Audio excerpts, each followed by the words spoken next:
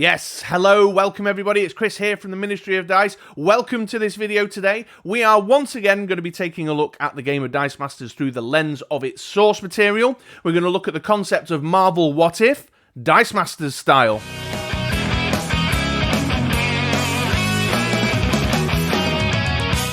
Yes, so as many of you will know, the latest offering from the MCU has kicked off on Disney+, the Marvel What If cartoon series. Clearly very heavily inspired by the Marvel What If concept from the comic books. And that's been going on. Marvel have been doing this since day dot, since the Stan Lee, Jack Kirby days. And at its heart, the concept is very simple. They take a storyline event, and they make a small, or sometimes even a major change, and then explore the kind of breakaway multiversal strand of that storyline. So how has this change impacted the way that events unfold, and how would it differ to the core main narrative in the centre of the Marvel universe, And Dice Masters, because it's so heavily inspired by the Marvel comic books, has had quite a few Marvel What If characters appear in the game. In fact, so many that this is the first of a two-part video series that I'm going to do so that I can break it up into two more kind of bite-sized manageable chunks, both for my recording and for your attention span.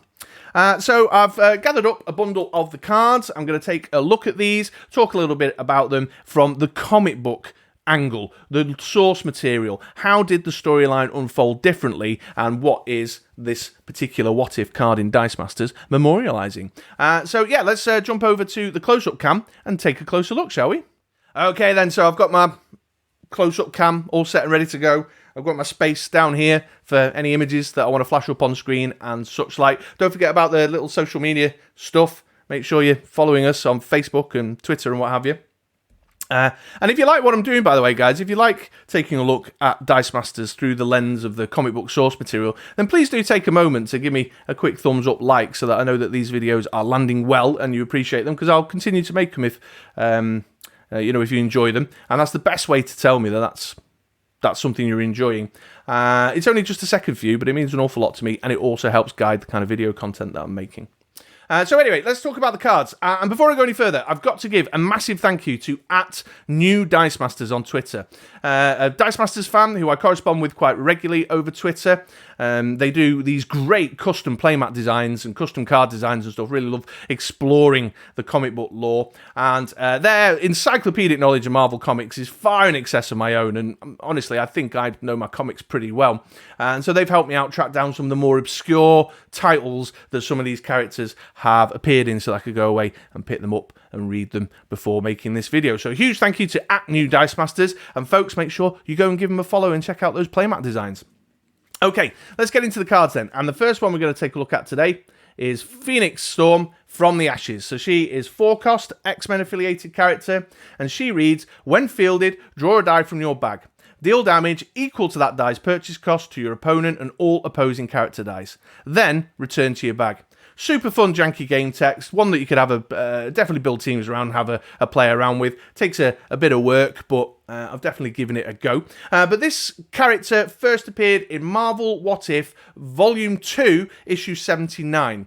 And the storyline kind of event that breaks away here and creates this new strand is related to the Dark Phoenix saga. So in the original Dark Phoenix saga, the X-Men have been on a space-based mission, and their shuttle is returning to Earth, and on the way back down to Earth, the Phoenix Force comes along, starts hassling their spaceship, puts everyone's lives in danger, and Jean Grey, using her telekinetic powers, shoots out the ship, holds it together, and allows her teammates to land safely without any loss of life. And in the process, the Phoenix Force merges with her energy, and then, all the rest of the Phoenixy stuff unfolds. In the What If strand, it's Storm that leaps out the ship and uses her powers to hold it together and save the lives of her teammates. And so she ends up merging with the Phoenix Force. So really interesting idea here. She kind of takes on this sort of character, like this kind of ruthless, superpowered eco-warrior, sort of tying into her beliefs and her passionate beliefs around care for the environment, care for nature, that has been a big part of her character for a long, long time. And she kind of goes power crazy, as people often do when they're imbued with the Phoenix Force, and starts taking more and more extreme measures to take revenge and action against those who are damaging the environment. So much so that she kind of crosses a line, and the rest of the X-Men, start to band together against her, and well, you'll have to read the book to find out how that unfolds. But yeah, there you go. There's Phoenix Storm from the Ashes. So just this alternative timeline where the Phoenix Force has merged with Storm instead of Jean Grey. Yeah, that's a fun one, that one. Right, okay then. Captain Britain Iron Man next. Let's pop that one on there. There we go. 4-cost Avenger, subtitle Union Jack Mark 1. Stop wobbling the table, Chris. While Captain Britain Iron Man is active, whenever you field a character die or use a basic action die, you may purchase a copy of that die for up to 3 less, to a minimum of 1. Really interesting card, actually. I tried to make this one work a while ago. It didn't quite come off, but I may revisit it. Certainly a bit of a janky game text. But this character, along with another that I don't own the card for, which is Captain America with Mjolnir, both appeared in a one-shot What If, which was a reimagining of the Age of Apocalypse X-Men storyline. Now, if you're not familiar with that, let's give you a bit of comic book background there. So the Age of Apocalypse storyline tells the story of Charles Xavier's son, Legion, going back in time with the intention of murdering Magneto to prevent the whole Brotherhood of Evil Mutant thing, rivalry with the X-Men taking place, but instead accidentally kills his own father, Charles Xavier, and changes the course of history, whereby Charles Xavier doesn't start the X-Men, Magneto starts the X-Men, and Apocalypse manages to rise to power and take over the planet in this big kind of mutant, survival of the fittest fascist state, as Apocalypse is often wont to do. Now, in this, so this is a reimagining of a multiversal breakaway for another multiversal breakaway, just hopscotching their way through these what-if explorations. So what if Charles Xavier died?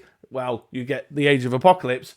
What if Charles Xavier and Magneto died? Well, now you'll get this breakaway strand, which included Captain Britain, Iron Man, and the Steve Trevor, the Captain America with Mjolnir. So they are basically the heart of a human resistance group that rises up against Apocalypse in an effort to fight Apocalypse. So Captain Britain, Iron Man, I'm pretty sure, if I remember rightly, that's actually Brian Braddock in the armoured suit. It's not Tony Stark, so it's the Captain Britain character, but with Iron Man gear. And then Captain America with Mjolnir, he's obviously taken the hammer in an effort to try and defeat Apocalypse. So yeah, really interesting, just this fascinating kind of a what if off a what if in a one-shot there, which is mind-bending, although I must say, I enjoy that artwork on the card there. Looks great in foil, doesn't it? Hashtag looks great in foil. So there we go. Captain Britain Iron Man. Let's take a look at another, shall we? Right, what's next on the pile is Natasha Romanova from the Civil War set. There we go, Natasha. 7-cost Bolt, Avengers character. Black Widow and Thor of Earth 23223. I'll just explain that actually very briefly if you're unaware. So you'll see quite often in the subtitles of the Dice Masters cards, but it's part of the kind of Marvel comic book lore, these cataloguing numbers for all the various sort of multiversal strands that they've created. So Earth 616 is the core main kind of Marvel universe, and then you've got all these other numbered universes around. I think in comic book lore, the person who's cataloguing these is Reed Richards, but I might have misremembered that. But it allows Marvel themselves to keep a track of what's going on, obviously, with all these different multiversal strands, and it allows readers to understand which kind of narratives and storylines connect to each other when they're reading the comic books. I do enjoy this card, actually. The game text: when Natasha Romanova attacks, deal 4 damage to the defending player. Now, I've used Natasha herself just as a 7-cost, but more recently I gave it a go with Moon Knight, the rare Moon Knight from Infinity Gauntlet. If you have a look back through our live gameplay archive, you'll see a match I played against Andy using Moon Knight to copy Natasha Romanova and getting that game effect for a 5-cost instead of a 7-cost, which Andy enjoyed a great deal. He loves it when I spam him to death with direct damage like that, especially with a cheeky static field to keep moving my Moon Knight back and forward. But this character appeared in a What If series called Age of Ultron. It was in the 3rd issue that this Natasha Romanova appeared. The breakaway kind of story moment is when Thor battles Jormungand, the Midgard serpent. So in Norse mythology, it's like this giant godlike serpent thing. Thor battles the serpent, and in the core universe, he defeats Jormungand. But in this universe, Jormungand defeats Thor. And as a result, Jormungand then comes to Earth and starts to invade humankind.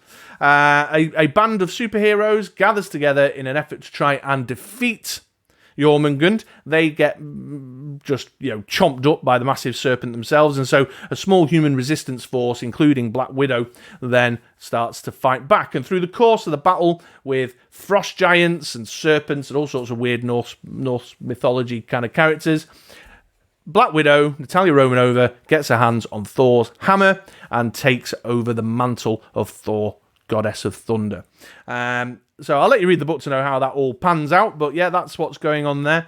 That's Black Widow, the Russian super assassin character. She's got all her skills and talents as we know and understand them in the modern comic book context, but she's also got Thor's hammer and all those kind of mega super godlike powers. That brings her to. Yeah. But go and check the book out to find out whether she actually defeated Jormungand herself or not. Yeah. Looking at the size of the pile and how long I've been recording for, I may have to make this a 3-part video series. Let's see what happens. Let's see how it unfolds. Next on my pile is this one here, Tony Stark. Oh, Gordon Bennett, Chris, come on. Tony Stark, Sorcerer Supreme of Earth 9810. 7-cost mask. When Tony Stark is KO'd, he deals damage equal to his attack, divided among any number of target opposing character dice. Real expensive character with high-ish fielding costs for a game effect of that nature. Although I will admit, I pulled this one an awful lot because I bought loads of Civil War on the chase, the thrill of the chase for a Ronin between employers. So I've tried making teams out of him because I felt like I had to. I had so many of them at one point. But the storyline here it's a what-off breakaway storyline that appeared in issue 113 from the second volume in 1998. And the events of Doctor Strange's car accident where he damages his hands and therefore seeks solutions to repair his hands, and leads to him travelling to Tibet and meeting the Ancient One and discovering the mystical ancient magical arts, is slightly altered in that Tony Stark is the driver of the car. He's at the same dinner party as Stephen Strange. He and Stephen get in the car, he drives, and through a sense of guilt through the accident and damaging Stephen's hands, Doctor Strange's hands, Tony Stark takes him to Tibet, trying to explore opportunities to solve his friend's issue. And it's actually Tony Stark who develops the relationship with the Ancient One, discovers the mystical arts, and subsequently becomes the Sorcerer Supreme of Earth. Although there's a whole kind of sub-story there where Doctor Strange is envious of this and still obviously very aggrieved at his hands being injured and him not being able to perform surgery anymore. So yeah, that's it's an interesting card. It's all right, I suppose. But the storyline, was okay also. But there you go, Tony Stark from What If Volume 2. Okay, so next on the list, Steve Rogers, Iron Man of Earth 10,208. What was Natasha Romanova? 23,223. An awful lot of multiverses hanging around in the Marvel comic book storylines. 6-cost shield, Avengers affiliation. While active, whenever you would take damage, you may redirect up to 2 of that damage from each source to Steve Rogers. And he's got some decent defense numbers to back that up, 4, 5, and 7. It's an okay card. We certainly know that damage redirection mechanics can be powerful control to use in the game, although you might be more inclined to look at Ronin or Thor, who are just a little bit more effective and obviously have higher max die counts. But love that artwork. Great artwork there. This is from a What If miniseries based around the Civil War storyline in the Marvel Comics. The very first issue, in fact, this character appears in. I'm certain many of you are familiar, but just to briefly kind of summarise. So the Civil War storyline, there is a battle between a hero group called the New Warriors and some villains that causes the destruction of a primary school, elementary school, I think you call it in the US. With much death and destruction of children, no less, which causes a great deal of concern in the American public and with American politicians. So they moved to introduce the Superhero Registration Act, where superheroes have to register. Iron Man is a big supporter. He feels a lot of grief and guilt about the destruction of the primary school. Captain America, though, wants to keep safe the families and friends of those who have secret identities and believes that registration is a dangerous idea because it will lead to, placing people's husbands, wives, children, aunties, mothers, dads, uncles at risk. And so these two factions form, they battle it out, and various events ensue. In this breakaway storyline, Tony Stark dies early on, and so Captain America adopts this Iron Man Captain America amalgamation to stand as an inspirational figure. And this is a theme that comes up quite often in the Marvel comic books. I've already mentioned it once in this video. In the absence of Captain America, Iron Man, as the leader of the Avengers, will often use Captain America concepts or Captain America ideals to be inspirational to the American public and to other superheroes. But conversely, in the absence of Iron Man, should Tony Stark be dead or unavailable in that universe, Captain America will often use Iron Man imagery and ideals to be an inspirational force, which I think is really, really interesting. There's no Tony Stark in this version of the Civil War storyline. Steve Rogers, there's quite a lot of Senate committee scenes where Steve Rogers is going, no, but these are the risks and you shouldn't do it because of this reason, that reason, and blah, blah, blah, blah, blah. Much of the storyline unfolds in a very similar way, but you've got Captain America taking on this Iron Man kind of mantle in order to be an inspirational figure for the American public and for the other superheroes, which, yeah, interesting that this kind of duality of those two characters, which is equally explored in the MCU, of course. So Steve Rogers, Iron Man of Earth 10,208. Okay, next up on the list, Phoenix Force Magneto from the Deadpool set. Let's pop that there. 6 cost with the 4 energy costs. When fielded, reroll X active character dice you control. After you do so, target opponent must reroll X active character dice they control. Your opponent chooses which dice. It's got some big old stats on him. 166, 277, 399. So quite a powerful character there. I just had a little tinkering of a brewing thought actually around. The sun just went behind the clouds and I went really dark. It's gone a bit dark. Sorry, folks. Just had a little brewing idea around re-rolling characters. Some of you may be onto that already. It looks great in foil, this card. In fact, I think the artwork looks even better on the card than it does in the comic book itself. Speaking of which, the comic book is, there's a What If miniseries based around the Avengers versus X-Men storyline, and this character appears in the Consult's notes in the 4th issue. So the Avengers vs. X-Men storyline is about this idea where the X-Men and the Avengers team come to loggerheads over Hope Summers. The Phoenix Force is travelling back to Earth with the intent of merging with Hope Summers. The X-Men want to find a peaceful solution, but the Avengers want to take Hope Summers away and find some way of stopping the Phoenix Force from merging with her, including the possibility of imprisoning her or even killing her. So the Phoenix Force arrives, but various things happen, and the Phoenix 5 is created. Colossus, Magic, Cyclops, Emma Frost, and... who's the 5th? Namor, that's it. And they get, like always with the Phoenix Force, they go mad with power and they get up to all sorts of shenanigans. In this breakaway version of the storyline, it's not the Phoenix 5, but Magneto that the Phoenix Force merges with. So it merges with Hope, various things happen, and as a result of these events, Magneto takes that Phoenix Force power off Hope, merges it with himself, and because he is a big old loopy crazy mutant supremacy guy as it is, he goes even more crazy with power and starts getting up to no good and having a huge battle with both the X-Men and the Avengers. There's a great scene, actually. I made a little spoiler on this one. I know I've been trying to avoid giving away too much storyline stuff, but I'm just going to go for it on this one because it's got a weird ending, this, and there's a great scene in it. There's a fastball special, which is obviously well known for Colossus throwing Wolverine, but it's actually the Hulk that throws Wolverine, and Wolverine fires his claws through Magneto's head and ends the Phoenix Force, but there's like this huge like white light explosion, and as a result of this, they basically end the world. And it ends with this weird kind of out of left field, like Wolverine finally getting together with Jean Grey in this sort of afterlife place. Very, very out of nowhere, weird ending. So possibly one to avoid if you're not into these strange kind of endings. But there you go, Phoenix Force Magneto from the AVX What If series. Right, okay, definitely running long. Probably going to be a 3-part video series, this one now, but I'll finish up with a quick one. Wolverine, Lord of Vampires. There we go. Big shout out to my man Duncan, if you're watching, Duncan. Local player down at Element Games that I play with, who's made a fair few teams using this card. He likes this one. And some of them have been kind of ruthlessly effective. But Wolverine Lord of the Vampires, the X-Vampires will feed while Wolverine Lord of Vampires is active. When an opposing character die is KO'd, he deals 1 damage to target opponent, and you gain 1 life. Nice kind of vampire-themey game text there, you know, feeding and taking life force and stuff. But pretty straightforward, this one. It was in, let me just check my notes. It was in What If, the first volume, number 24, or the second volume. What If 24 from 1989.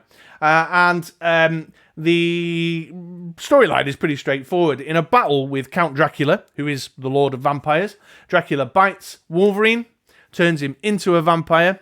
But because he's Wolverine and he's the best at what he does, of course, Wolverine usurps and defeats Count Dracula and becomes the Lord of Vampires himself.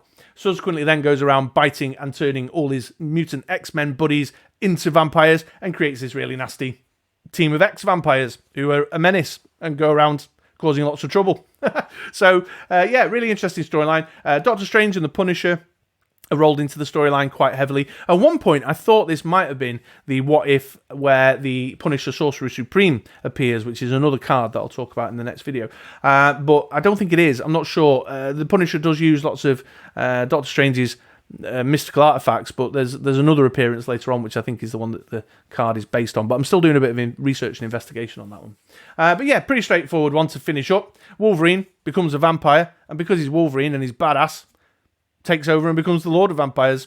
Okay, folks, there we go. That brings me to the end of the first installment of the Marvel What If Dice Masters style video series. Please do, I'll reiterate, if you did enjoy this and you like what I'm doing, taking a look at Dice Masters through the lens of the comic book lore, then take a moment to give me a thumbs up and let me know that these are good quality videos that you're enjoying watching. Or give it a dislike if you're not enjoying it. I need to know that these are, what you're after, and it just takes you a moment, but it means an awful lot to me. Please do come back for the next installment, or next installments. I think there's going to be 2 more installments looking at how big my pile of cards to cover here are. To find out more about great characters like Groot, Thor, Punisher, Sorcerer Supreme, what else we got? Shannon Carter, Sar Colossus, and of course, Earth X and the Marvel Zombies, which I think I've got an episode coming up in the Disney Plus series, so that'll be fun. So yeah, thanks for hanging around, folks. If you're not already subscribed, please do subscribe. I've been Chris, and I'll catch you on a blog post over at BritRoller6, here on youtube.com/The Ministry of Dice, or on the Ministry of Dice podcast sometime soon. Thanks for watching, folks.